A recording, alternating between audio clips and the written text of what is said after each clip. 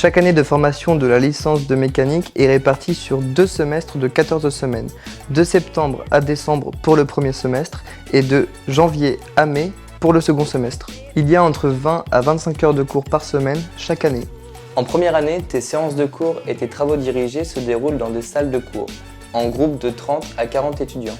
Autrement dit, pas d'amphi surchargé. Dès la L1, tu suis également des heures de travaux pratiques pour mettre en pratique les notions vues en classe. La taille des groupes de TP ne peut pas monter à plus de 20 étudiants.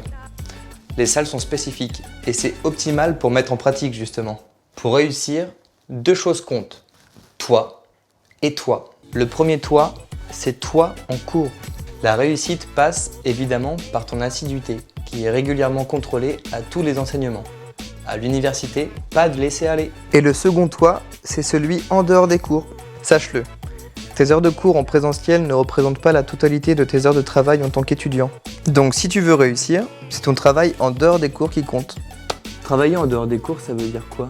Ça veut dire apprendre les contenus vus en cours, préparer des exercices, travailler seul pour approfondir et compléter le cours. Évidemment, ton savoir est régulièrement contrôlé. L'évaluation de tes connaissances est exclusivement réalisée sous forme de contrôle continu, à raison d'au moins 2 devoirs surveillés hebdomadaires, et ce, durant chaque année de ta formation.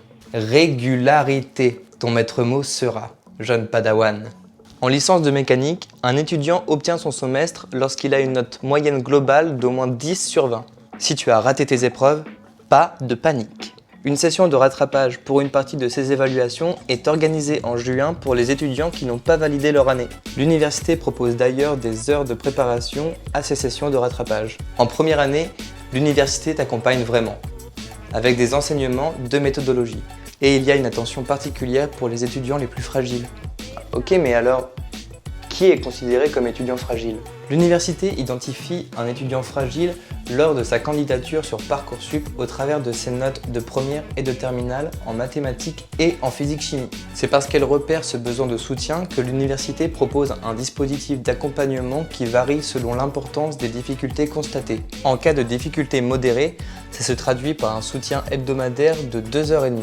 En cas de plus grande difficulté, alors tu peux réaliser la première année en 2 ans, via un parcours adapté avec des enseignements de remise à niveau. Je te résume la mécanique de la réussite. Si tu veux réussir en licence de mécanique, il faut avoir de bonnes compétences en mathématiques et en physique-chimie. Bref, aimer les matières scientifiques est un préalable. Il te faut disposer d'une bonne méthode de travail, d'être capable de travailler en autonomie, d'avoir des compétences de rédaction et d'expression écrite, notamment pour les nombreux comptes rendus de TP et tes devoirs.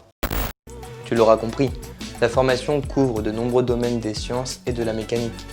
Les effectifs sont réduits, l'accompagnement est personnalisé et les perspectives en termes de poursuite d'études sont très importantes. Alors, la licence de mécanique à l'Unicamp, pourquoi pas toi ?